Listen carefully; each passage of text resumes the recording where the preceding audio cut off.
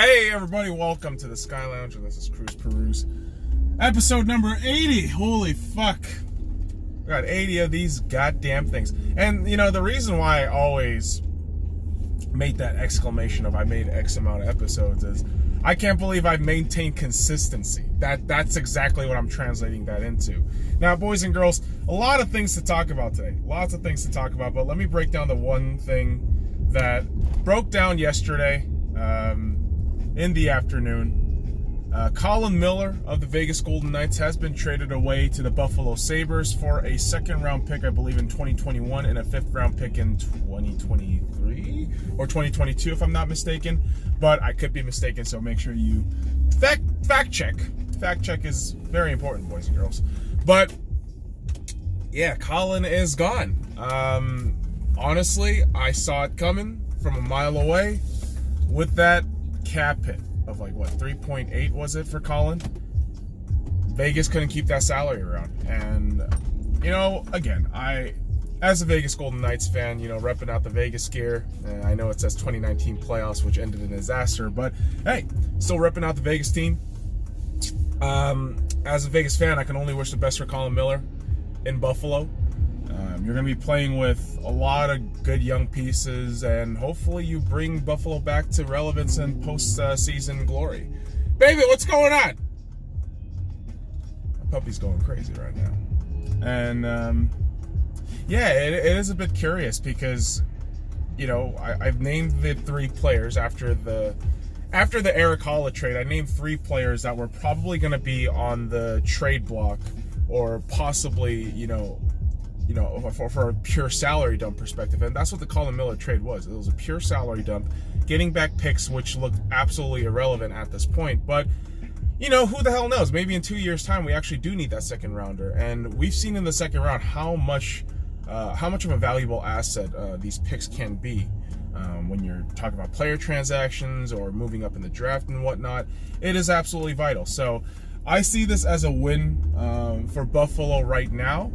But this is ultimately going to be a win if Vegas can get to the playoffs and go deep.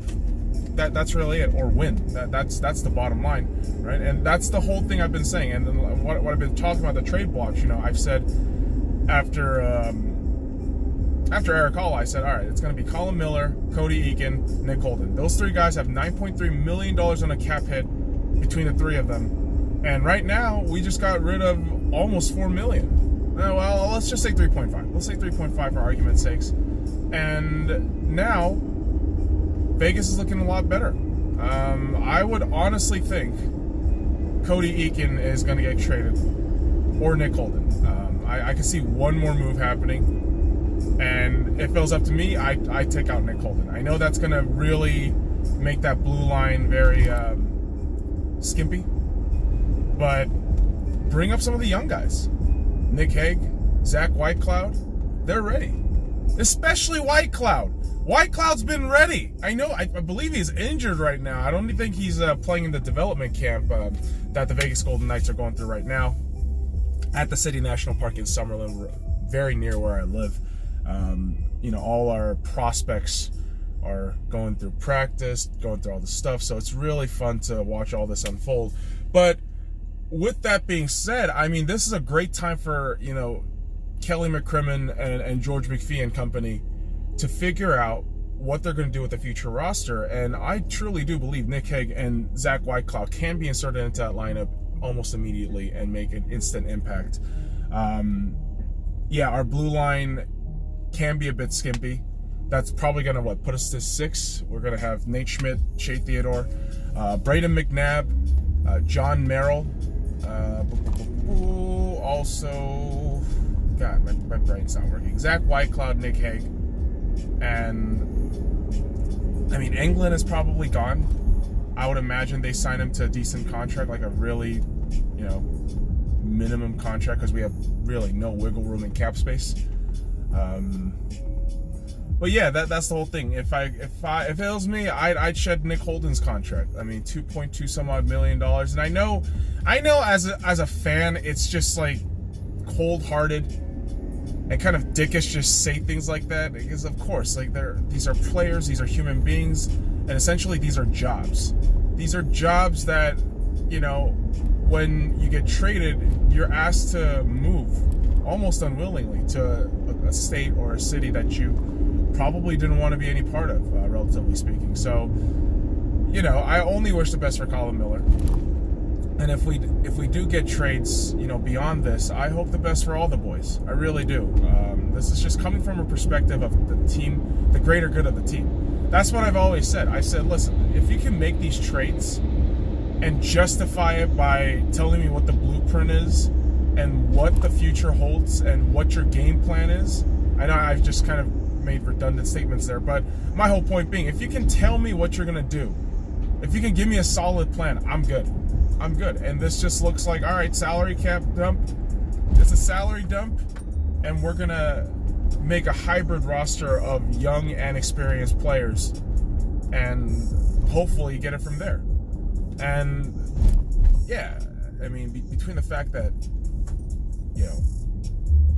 like what, Carlson, Stone, Pacioretty, Stasny, and Marchessault, we got money locked up for many, many years. It's like, what, $30 some odd million, is that right? Something like that. I don't know.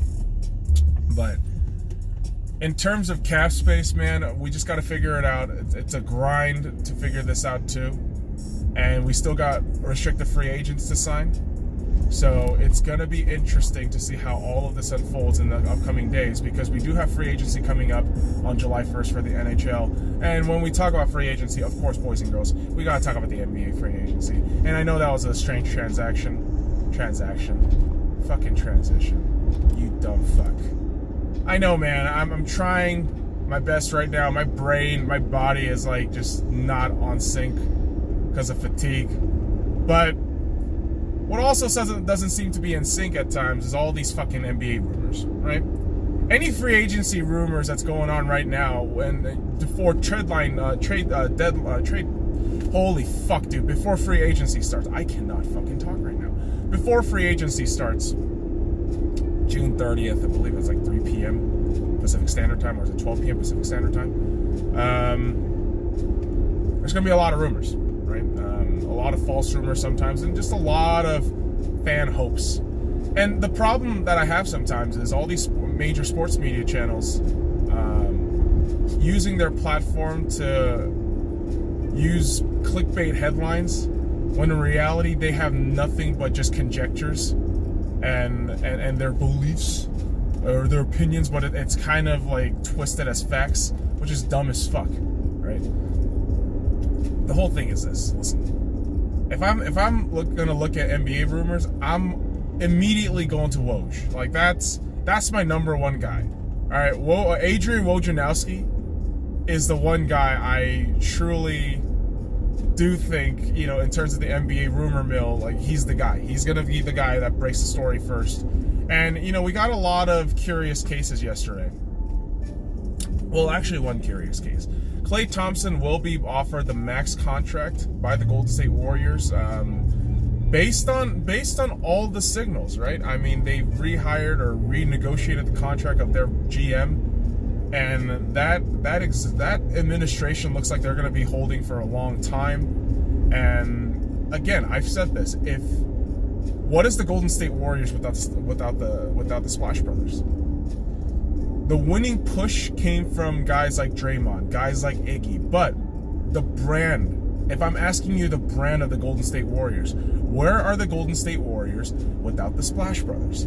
So this move to me makes so much sense, and I'm not surprised at all, and to think that, I said this too. I said, listen, if the Lakers with max cap space available, not max cap space available, with $32 million in cap space available, relatively speaking, to signing a max free agent, I would sign Kawhi Leonard, or if possible, I said Klay Thompson. Now the reality was Klay Thompson was never going to leave.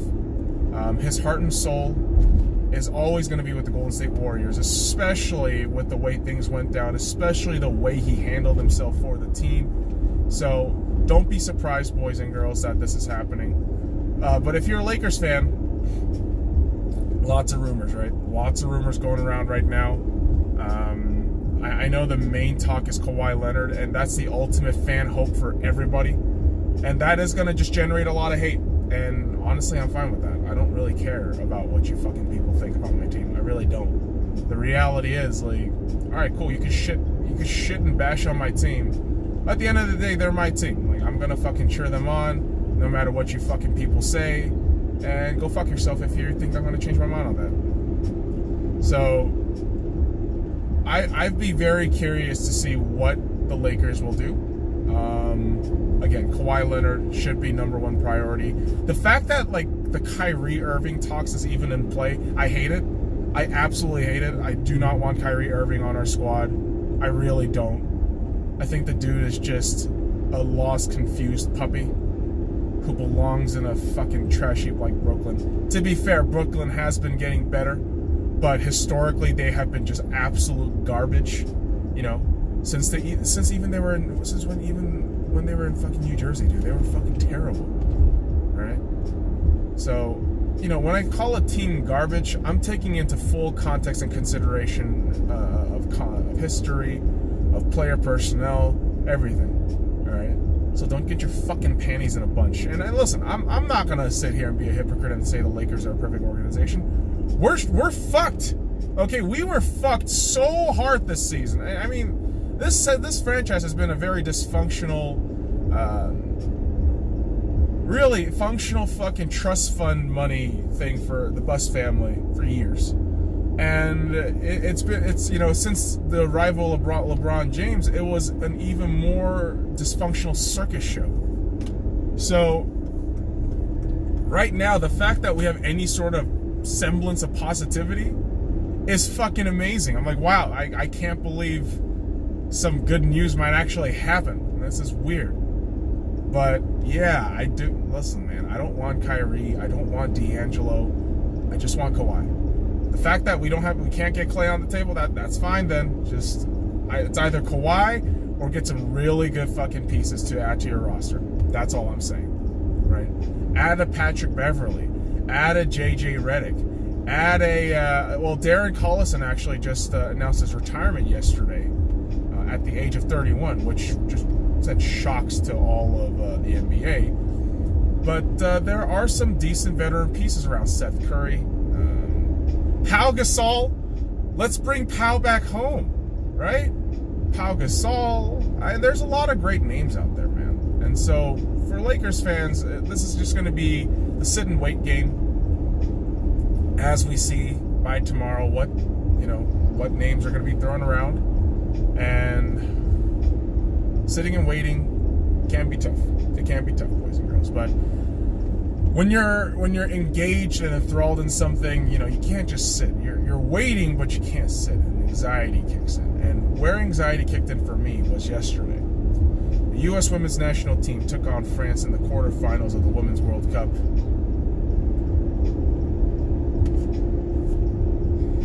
And the U.S. Women's National Team beat France 2-1 in Paris, France. Where, funny enough, the French Women's National Team has been knocked out of the quarterfinals almost every time in the World Cup. So the U.S. helped with tradition and made sure that overrated team fucking lost. Alright? I don't know how many fucking times people are sucking off France, you know, throughout this entire tournament. Guys like Alexi Lawless, namely. Just, oh, they're great, U.S. isn't going to do all that well. Dude, you might be a fucking former footballer, but you sound like a guy who'd never watched fucking football before. Or, namely, you haven't even watched any of these fucking matches, yet you're in studio somehow. How the fuck is that happening? And yeah, listen, I'm not an expert. I never claimed to be an expert. All I'm saying is, like, sometimes your analysis and fucking takes are terrible, right? And Alexi Laws, like, it happens like that almost 75% of the times, generally speaking, whenever I hear him on TV. And I just gotta say, teabag in your mouth, motherfucker, because France overrated as shit. I never thought they were that good. And I was proven right. I was absolutely proven right. If you watch that match yesterday between the U.S. Women's National Team and France, all I saw from France was a frustrated group of overrated, overblown players who couldn't for the life of them finish in the fucking offensive third. They couldn't generate anything. And even if they did, okay, to be fair, they generated so many fucking shots, but that came to almost nothing. Nothing came out of that. And so you have to be wondering to yourself, like, what the fuck? And for those assholes, for those fucking morons out there saying France should have been given a penalty for handball, you know, in the 80 some odd minute after that first goal they scored. Yeah, they scored in the 81st minute on a fucking set piece. I don't know what the fuck took them so long when they had that big lummox of a fuck in Renaud. Like, what the fuck? Like, what? You want me to pat you on the fucking back for doing that? And then you just complain about the fact that you didn't get a fucking handball call? Dude, Heath's goal should have counted then, you fucking idiot. Offside. Get the fuck out of here, man. So, missed calls happen aplenty. The fact that they lost isn't just because of that one missed call. Football is a 90-minute sport, right? To fucking suggest that one little minutia thing fucking, made the game and broke the game is ludicrous. Is absolutely ludicrous. Take some fucking responsibilities, man. Like, are you fucking serious? France was fucking shit. And you know what? USA, we might have not done our best work, but god damn it, they got the job done. And Rapinoe is a fucking hero. And I know that fucking clip of her, supposedly the clip of her bashing on the White House or whatever, saying she's not going to the fucking White House.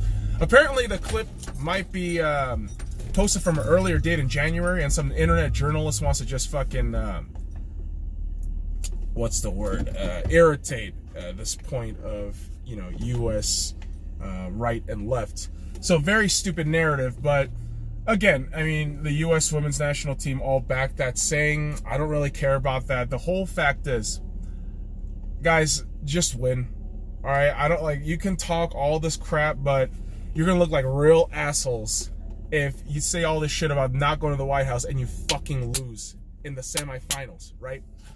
Now, yes, the U.S. women's national team will be going to the semifinal against England. That's going to be a great match, I believe. You got England, probably the third best team in this tournament, and the USA obviously clear-cut favorites in this competition. Hopefully Megan Rapinoe can score, like she scored the 2 goals against France. Hopefully also Alex Morgan can get her shit going. Also Heath maybe gets a goal allowed. And shout out to Nair, the USA goalkeeper, who did concede a goal but was amazing in her effort last night. So boys and girls, that about does it for me. Talked about the U.S. women's national team, Lakers, and some Vegas Golden Knights action. So we keep it classy here, like a fucking whore. So make sure you subscribe. Follow me at the Sky Lounge, and all the links in the description below. I said subscribe again, but like, comment, subscribe for more daily contents.